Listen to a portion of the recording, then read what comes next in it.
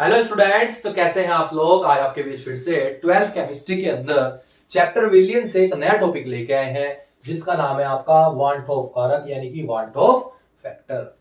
तो पूरा चैप्टर हमारा बहुत सही तरीके से चल रहा था, लेकिन बीच में एक नए टॉपिक ने एंट्री मार दी जिसका नाम क्या था आपका वांट ऑफ कारक। अगर इस टॉपिक ने एंट्री मारी तो यानी कि इसकी जरूरत कहीं ना कहीं तो जरूर पड़ी होगी, तभी क्या हुआ ये यहां पर आया। तो बात आती है इसकी जरूरत कहां पड़ी होगी। ठीक है, तो उस चीज को समझने से पहले आप एक चीज समझ लेते हैं, अप सामान्य अणुभार एबनॉर्मल मोलर मास। चलिए देखते हैं, अप सामान्य अणुभार एबनॉर्मल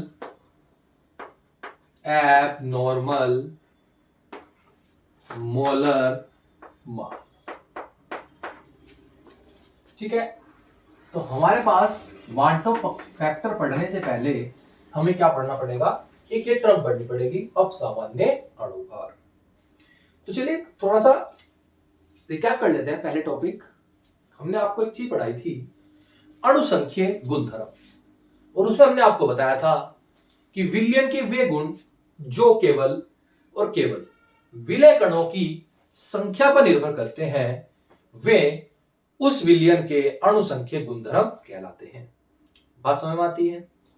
चलिए, तो एक लाइन लिखता हूं मैं पहले इस टॉपिक को समझने से पहले कि जो अणुसंख्यीय गुणधर्म है यानी कि जो कोलिगेटिव प्रॉपर्टी होती हैं वे अणुभार के व्युत्क्रमानुपाती होती है। इस बात को आप ध्यान रखना, अणुसंख्यीय गुणधर्म जो होते हैं वो अणुभार के क्या होते हैं, व्युत्क्रमानुपाती होते हैं। अब सामान्य अणुभार की परिभाषा यह कहती है कि जब किसी पदार्थ का सामान्य अणुभार प्रायोगिक अणुभार से भिन्न आता है। ठीक है, जब किसी पदार्थ का सामान्य अणुभार प्रायोगिक अणुभार से क्या हो, भिन्न हो, तो उस अणुभार को अप सामान्य अणुभार कह देते हैं, एबनॉर्मल अणुभार कह देते हैं। लेकिन बात यह आती है कि जो अणुभार NaCl का है 58.5 होता है, तो वो 58.5 आना चाहिए था, वो चेंज क्यों हो रहा है।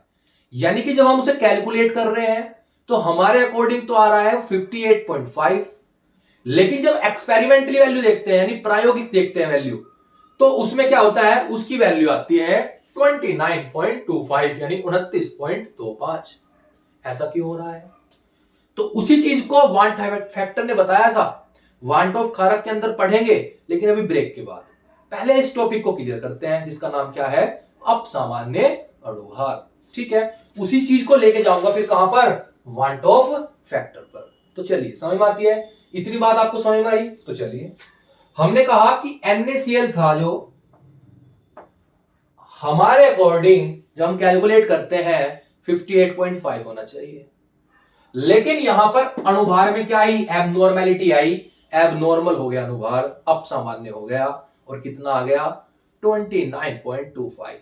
ऐसा क्यों नाइंसाफी हुई, तो चलिए समझते हैं।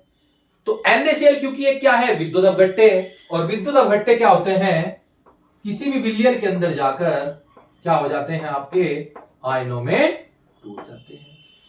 तो हमारे अकॉर्डिंग तो हम जो बात करेंगे वो 1 मोल की बात करेंगे, लेकिन यहां पर NaCl के एक Na+ में टूट गया और एक Cl- में। इसके अकॉर्डिंग इसके कितने अणु हो गए, यहां पर 2, और हमारे अकॉर्डिंग कितने हो गए, 1। लेकिन एक्सपेरिमेंटली जो उसके अंदर जाकर घुलकर टूट गया ये, इसने तो 2 बना लिए और हमें कितना दिखा, 1 ही। यानी हाथी के दांत दिखाने के कुछ और थे और खाने के कुछ और। समझ आती है बात। तो अब हुआ क्या कि अणुसंख्यक गुणधर्म यानी कि विलय कणों की संख्या बढ़ गई, इसका मतलब अणुसंख्यक गुणधर्म बढ़ गए यहां पर, क्योंकि अणुसंख्यक गुणधर्म किस पे डिपेंड करते थे, विलय कणों की संख्या पर। इसका मतलब अणुभार क्या हो जाएगा, घट जाएगा। कितने बने अणु, 2 बने ना, तो अणुभार जो है पहले कितना था जो हम निकाल रहे थे 58.5, अब जितने अणु बने उससे क्या कर दीजिए, यहां पर इसे भाग कर दीजिए, तो ये कितना आ जाएगा आपका 29.25 आ जाएगा। कितना आ जाएगा, 29.25। 25 आ गया। तो जब कोई विलेय पदार्थ विलयन के अंदर वियोजित होता है तो उसका अनुभार सामान्य अनुभार से हमेशा कम आता है। Got it? ध्यान रखियो। अब इसके विपरीत एसिटिक अम्ल CH3COOH बेंजीन विलयन में जाकर संयोजित हो जाता है और एक डाइमर बनाता है, यानी इसके दो अणु आपस में इस तरीके से जुड़ जाते हैं। ठीक है। अब हमारे अकॉर्डिंग, अब यहां पर इसमें 2 से मल्टीप्लाई हो जाएगी। अब हमारे अकॉर्डिंग तो हमने कितने मोल ले लिए यहां पर, इसके 2 मोल लिए। ठीक है। लेकिन 2 से वहां पर कितने बने? 1। अब समझो इस तरीके से 2 से 1 बन रहे हैं, इसका मतलब 1 से कितना बनेगा? आधा बनेगा। अगर मैं यहां पर कितने मोल लूं? 1 मोल लूं, तो ये 2 से जब 1 बन रहा है तो 1 से कितना बनेगा आपका? आधा बनेगा। बात समझ में आती है? ठीक है। इस तरह समझो कि जब मैंने एसिटिक अम्ल लिया तो यहां पर कितने मोल लिए थे? 1। लेकिन यहां पर तो क्या हुआ, इस तरीके से देखो, आपको बताऊं कि डाइमर किस तरह बनाता है। एसिटिक अम्ल की स्ट्रक्चर तो आपको पता होनी चाहिए। ये यहां पर इसका OH ग्रुप और यहां पर ये C डबल बॉन्ड हो। इसी तरीके से एक और OH आएगा और इस तरीके से CO और ये CH3, और इनके बीच में इस H पॉजिटिव और ऑक्सीजन नेगेटिव चार्ज की वजह से बीच में क्या बन जाएगा? इनके एक हाइड्रोजन बॉन्ड बन जाता है, और जिसकी वजह से ये क्या बना लेता है? एक डाइमर बनाता है, द्विवलय बनाता है। क्या बनाता है? एक द्विवलय बना लेता है। ठीक है, डाइमर बना लेता है। तो अब हमने यहां पर इसे बैलेंस करने के लिए, क्योंकि यहां 2 है तो 2 से मल्टीप्लाई की, तो हमारे 1 मोल से कितने बन रहे हैं भाई? 2 से जब 1 बन रहा है तो 1 से कितना बनेगा? आधा बनेगा। अब यहां पर संयोजन हुआ, अब हमारे अकॉर्डिंग इसका अनुभार कितना है? 60। लेकिन यहां पर क्या हुआ? 2 थे 1 बन गए, जुड़ गए, तो अनुभार 2 गुना हो जाएगा, यानी कि कितना हो जाएगा? अब 120। यानी कि सामान्य अनुभार तो हमारा कितना था? 60, लेकिन प्रायोगिक कितना आएगा? 120 आएगा, क्योंकि यहां पर क्या हुआ? संयोजन। जैसे हमने यहां बताया था कि जब कोई विलेय पदार्थ वियोजित होगा तो अनुभार घट जाएगा, इसी तरीके से जब कोई विलेय पदार्थ संयोजित होता है, सहगुणित होता है, तो उसका अनुभार पहले से बढ़ जाता है। बात समझ में आती है? तो ये बात हुई। तो यहां पर इस वजह से जो हमारा सामान्य अनुभार था और प्रायोगिक अनुभार था, उन दोनों में क्या आ रहा था? अंतर आ रहा था। इसी तरीके से यहां भी, क्योंकि हमारे अणुसंख्यक गुणधर्म क्या हो रहे थे? चेंज हो रहे थे। अब वे अणुसंख्यक गुणधर्म हमारे सामान्य अणुसंख्यक गुणधर्म नहीं रहते, वे अब सामान्य अणुसंख्यक गुणधर्म हो जाते हैं, और इसी वजह से प्रायोगिक अनुभार सामान्य अनुभार से या तो कम आ रहा था या क्या आ रहा था? ज्यादा आ रहा था।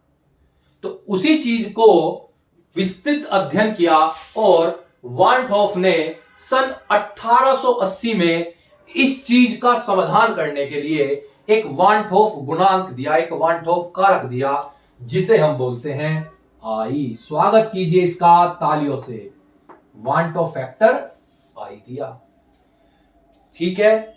और ये आई इसलिए दिया कि जिससे पता चल सके कि कोई विलेय पदार्थ विलयन के अंदर कितना वियोजित हो रहा है या कितना संयोजित हो रहा है, यानी कि वियोजन की मात्रा और संयोजन की मात्रा को ज्ञात करने के लिए वान हॉफ ने सन 1880 के अंदर यह फैक्टर दे दिया, जिसका नाम क्या था? आई। तो और तालियों से स्वागत करेंगे वान हॉफ फैक्टर आई का। बात समझ में आती है? तो चलिए अब वान हॉफ फैक्टर निकालने के कुछ तरीके हैं, उन्हें समझ लेते हैं। चलिए आ जाइए, कोई देरी नहीं करेगा, कोई भी अब आराम आराम से समझेंगे, कोई बेटा सीना जप्ती नहीं होगी इधर, सब आराम आराम से समझेंगे, नो टेंशन, आपको क्या ही भैया के साथ। ठीक है। और जिसने भी हमारे चैनल को सब्सक्राइब नहीं किया, कृपया कर वो चैनल को सब्सक्राइब कर दें। ठीक है, नहीं तो हम यहाँ पे वीडियो को नहीं रोकेंगे, ये हमारा काम है। ठीक है।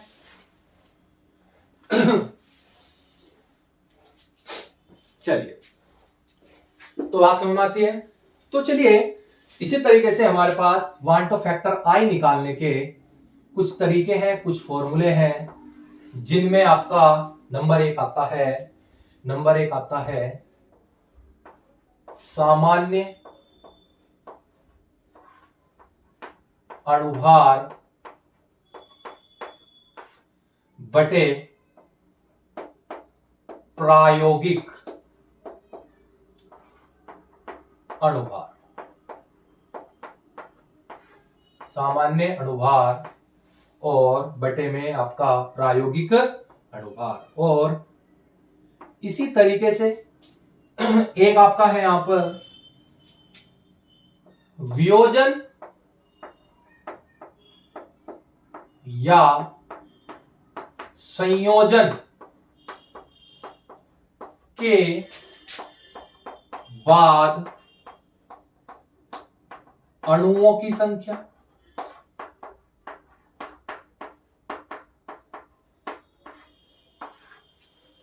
बटे वियोजन या संयोजन से पहले अणुओं की संख्या। ठीक है, तो ये कुछ फॉर्मूले हैं आपके जो हमें वाल्टो फैक्टर निकालने में हेल्प करते हैं। आपको कोई भी क्वेश्चन दे सकता है, हम क्वेश्चंस देख लेंगे यहां पर अभी। और आपको क्वेश्चन देगा और वो पूछेगा कि बताइए इसका वाल्टो फैक्टर क्या है। ठीक है, तो इस बात को हम करेंगे अभी, क्वेश्चंस को भी।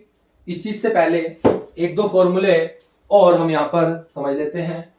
फॉर्मूले समझने से पहले यदि आपको यह होना चाहिए, यदि I की वैल्यू 1 है और ये I की वैल्यू 1 उन यौगिकों के लिए होती है, मेनली कार्बनिक यौगिकों के लिए, जो विलयन में ना तो वियोजित होते हैं ना ही आयनित होते, ग्लूकोज, यूरिया, ठीक है, इस तरह के यौगिक जो होंगे।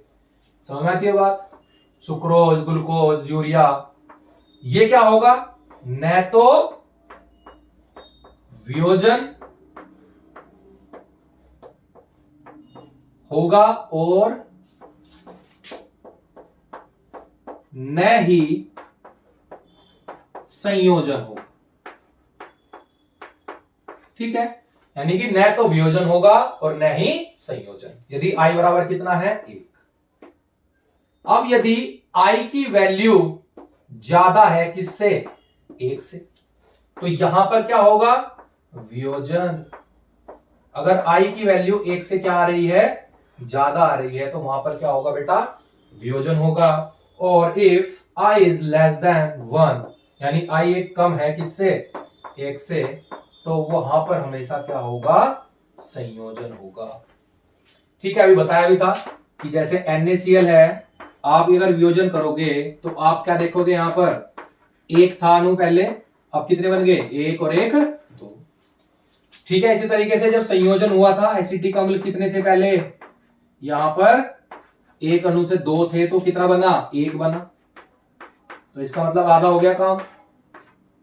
ठीक है, तो यहां पर मान लीजिए 2 है तो कितना बन गया, 1 बन रहा है, तो साफ साफ दिख रहे हैं अणु क्या हो रहे हैं, घट रहे हैं। समझ में आती है बात? तो वहां पर क्या होगा, संयोजन होगा। तो वियोजन या संयोजन के बाद अणुओं की संख्या, वियोजन या संयोजन से पहले अणुओं की संख्या से आप क्या निकाल सकते हैं, I को निकाल सकते हैं। ठीक है, बात समझ में आती है इतनी? ठीक है बेटा, गॉट इट। चलिए, तो चलो नेक्स्ट देखते हैं, आपका कुछ क्वेश्चंस देख लेते हैं। आपको कुछ वो कंपाउंड्स देगा, कुछ इलेक्ट्रोलाइट्स भी देगा, और आपसे पूछेगा कि इनके वांटो फैक्टर ज्ञात करो। ठीक, तो चलिए सबसे पहले देखते हैं, K2SO4 का वांटोफ कारक बताइए। तो भैया K2SO4 है, तो K2SO4 को आपको आयंस पता होने चाहिए, किस पे कितना चार्ज होता है। तो कितने पोटेशियम, इधर 2, तो पोटेशियम पे 2K प्लस, और इधर SO4 माइनस 2।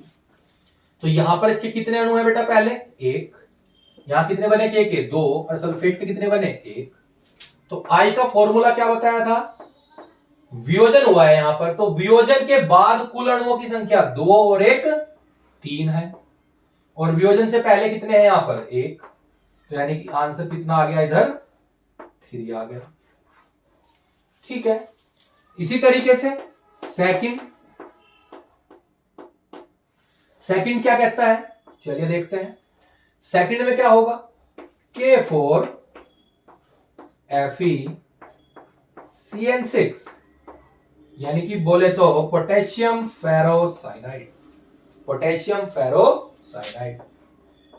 तो चलिए देखते हैं, 4 तो यहां पर पोटेशियम के पॉजिटिव हो जाएंगे, और क्योंकि ये FeCN6 एक कोऑर्डिनेट कंपाउंड होता है, यानी कोऑर्डिनेशन है इसका, कंपाउंड्स के अंदर पढ़ेंगे अभी आगे, तो यहाँ पर 4 प्लस है, तो इस पर कितना होगा यहाँ पर 4 माइनस। तो आप देख रहे हैं यहाँ पर आपने कितने मोल लिए थे 1, लेकिन वियोजित होने पर 4 इसके बन गए, 1 इसके बन गए। तो आप क्या देखोगे कि वियोजन के बाद कुल अणु कितने हैं, 4 और 1 5, और वियोजन से पहले कितने हैं 1, तो I बराबर कितना आ जाएगा यहाँ पर 5 आ जाएगा। ठीक है, इतनी बात आपको समझ में आती है। तो ये वांटो फैक्टर निकालने के तरीके हैं। अब इस तरीके से अगर आपसे पूछा जाए BaCl2, तो Ba+2 और 2Cl माइनस, तो पहले 1 है, यहां पर 1 इसका बना 2Cl के, तो आप देख रहे हो विजन के बाद कितने बने 3, तो वांटो फैक्टर कितना आ गया इसका 3 आ गया। तो इस तरीके से हम किसी भी चीज का वांटो फैक्टर क्या कर सकते हैं, ज्ञात कर सकते हैं। ठीक है स्टूडेंट, समझ में आती है इतनी बात। चलिए इसी तरीके से कैल्शियम फॉस्फेट का देख लेते हैं। CA3PO4 का होल थ्राइस, ठीक है, CA3PO4 का होल ट्वाइस, ठीक है, ये हो जाएगा कैल्शियम फॉस्फेट। तो ये किस तरीके से होगा समझते हैं। कैल्शियम कितने हैं आपके पास 3 Ca, और कैल्शियम पे कितना होता है डाई पॉजिटिव, यानी 2 पॉजिटिव होते हैं, और फॉस्फेट कितने हैं यहाँ पर 2, तो 2PO4 -3, माइनस के 6 प्लस के 6। तो आप क्या देख रहे हो, यहां पर हमने इसके कितने मोल लिए थे स्टार्टिंग में 1, ठीक है, और इधर कितने बने इसके 3, और इसके कितने बने 2, तो I बराबर कितना होगा, वियोजन के बाद अणु कितने बने 3 और 2 5, और वियोजन से पहले कितने थे आपके 1, तो आपका I क्या कहता है, I कहता है मैं आऊंगा 5। ओके गाइस, इतनी बात आपको समझ में आ रही है ना। ठीक है, तो इस तरीके से हम क्या निकाल सकते हैं, कहीं भी वांटो फैक्टर को निकाल सकते हैं। नॉर्मली अगर कोई कंपाउंड्स का देके पूछ रहा है, इस पे काफी टिपिकल सवाल है, कभी आप सोच रहे हो यही खत्म हो जाएगा, ठीक है, टेंशन मत लो, अभी देखते रहो आगे आगे, अभी तो ये ट्रेलर है। चलिए इतनी बात समझ में आती है, तो चलिए देखते हैं नेक्स्ट।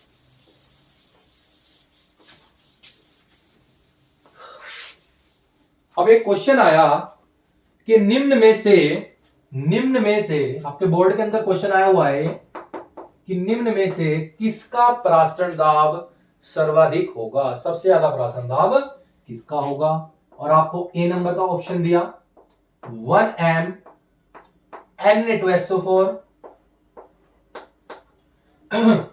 ठीक है, 1M NaCl, C 1M, ठीक है, आपका क्या लीजिए इधर CaCl2, और 1M आपका क्या अमोनियम फॉस्फेट। तो चलिए हम समझते हैं कि हमने जो है प्रासरण दाब को निकालने का एक फॉर्मूला पढ़ा था गाइस, कि पाई बराबर ICRT। हाँ, एक बात और बता दूं कि जब भी अभी वांटो फैक्टर के सवाल आएंगे तो आपको पहचान कैसे होगी, उनकी पहचान आपको इस तरह होगी कि उस सवाल के अंदर या तो वियोजन संयोजन का जिक्र करेगा, या आपको पता होना चाहिए कि अगर विद्युत अपघट्य दे देता है तो वहां पर भी आप क्या यूज करोगे, वांटो फैक्टर को। और जितने भी हमने फॉर्मूले पढ़े हैं, चाहे प्रासरण दाब निकालने का, क्वथनांक का उन्नयन, हिमांक का अवनमन, ठीक है, राउल्ट के नियम में वासदाव का अवनमन, जो भी फॉर्मूला है उसके अंदर क्या जोड़ दोगे आप, I से मल्टीप्लाई कर दोगे, क्योंकि आपको संयोजन या वियोजन के बाद अणुओं की संख्या से गुणा करनी पड़ेगी। ठीक है, बात समझ में आती है। इसी वजह से मैंने पाई का जो फॉर्मूला था वो था CRT, और मैंने यहां पर किससे मल्टीप्लाई कर दी, I से मल्टीप्लाई कर दी। तो अब ए केस के लिए देख लेते हैं। एक केस क्या कहता है हमें, Na2SO4 में इधर ही आयनों में तोड़ देता हूं, आप रफली कहीं भी कर सकते हो, तो 2Na प्लस और SO4 माइनस 2। तो आप देखो दो तो Na के बने, एक सल्फेट के, तो यानी I बराबर नंबर 1 केस के अंदर कितना है, 3 है। तो पाई बराबर क्या हो जाएगा, 3CRT। CRT की वैल्यू यूं नहीं रखी क्योंकि वहां टेम्परेचर भी कांस्टेंट है, R तो हमारी वैल्यू कांस्टेंट ही होती है, और सांद्रता देख लो सबकी कितनी है, 1m 1m 1m है। ठीक है, इतनी बात समझ में आती है। तो यहां पर प्रासंदाब कितना आ गया, पहले का आपका पाई बराबर आ गया 3CRT। इसी तरीके से बी में देखते हैं, बी में आपका NaCl है, तो एक Na पॉजिटिव बनेगा और एक आपका बन जाएगा Cl माइनस। तो आप यहां पर देखोगे कि जो पाई आ जाएगा वो यहां पर I कितना है, पहले देख लो, एक Na का और 2 C के, तो ये आ जाएगा आपका 2CRT आ जाएगा। ठीक है, इसी तरीके से अगर मैं बात करूं यहां पर CaCl2 की, तो Ca प्लस 2 होगा और 2 Cl माइनस। इसका मतलब एक Ca का बना और 2 Cl माइनस के, तो जो सी ऑप्शन के अंदर आपका पाई निकलेगा वो कितना हो गया, यहां पर आई की वैल्यू 2 और 1 3, तो ये आ जाएगा 3CRT।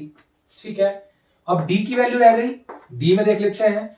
अब अमोनियम फॉस्फेट है तो 3 NH4 बने बेटा प्लस के, और एक किसका बना आपका, फॉस्फेट का।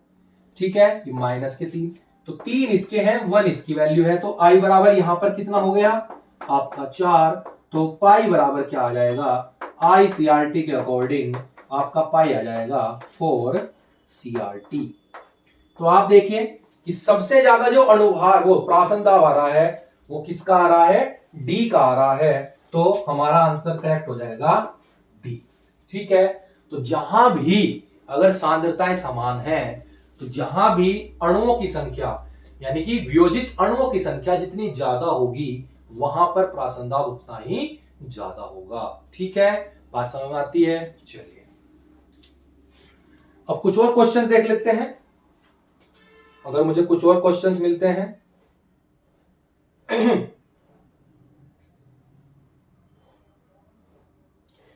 तो चलिए एक क्वेश्चंस कर लेते हैं हिमांक और क्वथनांक पर। हिमांक और क्वथनांक पर कुछ क्वेश्चंस कर लेते हैं। यह भी क्वेश्चन ऑब्जेक्टिव में आया हुआ है कि निम्नलिखित में से किसका हिमांक न्यूनतम होगा। चलिए बात समझते हैं। निम्नलिखित में से किसका हिमांक न्यूनतम होगा, चलिए देखते हैं।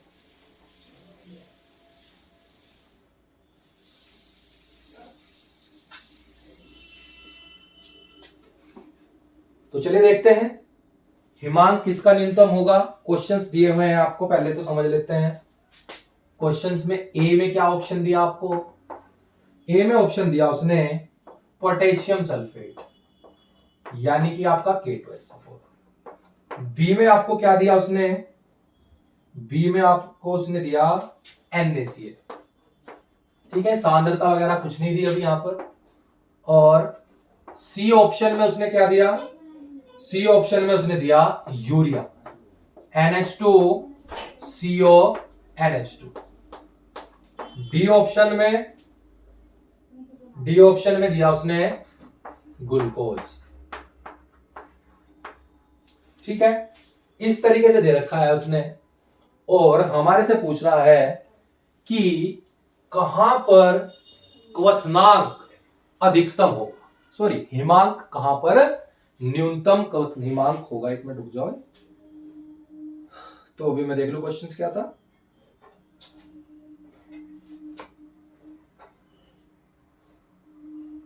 हाँ, किसका हिमांक न्यूनतम होगा।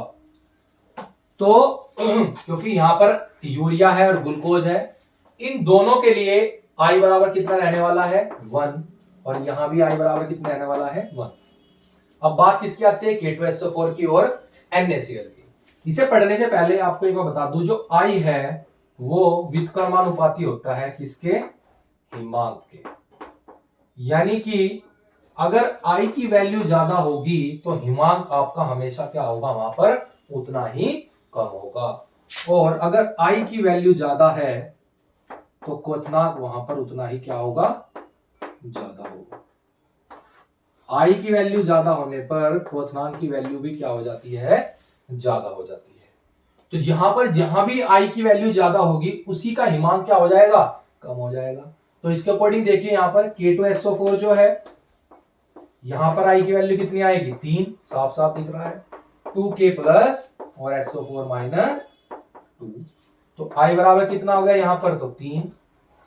और NaCl में आई कितना आएगा, Na प्लस और Cl माइनस, तो 1 और 1 2, यानी आई बराबर कितना हो गया, 2। तो आई कहां ज्यादा है, K2SO4 के लिए आई 3 है, NaCl के लिए 2 है। तो सबसे कम हिमांक किसका होगा यहाँ पर, K2SO4 का, क्योंकि यहाँ पर आई की वैल्यू क्या है, ज्यादा है। इतनी बात समझ में आती है। तो जहां भी आई की वैल्यू ज्यादा होगी वहां पर हिमांक क्या हो जाएगा, कम, और जहां पर आई की वैल्यू कम वहां हिमांक ज्यादा हो जाएगा। ठीक है, इतनी बात समझ में आती है। ठीक है, चलिए, तो ये हिमांक तो सबसे कम कहां होगा, K2SO4 में अगर क्वथनांक की बात करूं तो सबसे ज्यादा कहां होगा, सबसे ज्यादा क्वथनांक भी इसी का ही होगा, क्योंकि यहां पर अणुओं की संख्या क्या है, ज्यादा है। इतनी बात आपको समझ में आती है। चलिए, तो आज अगर आपको ये वीडियो अच्छी लगे तो वीडियो को लाइक करें, चैनल को सब्सक्राइब जरूर कर दें। धन्यवाद।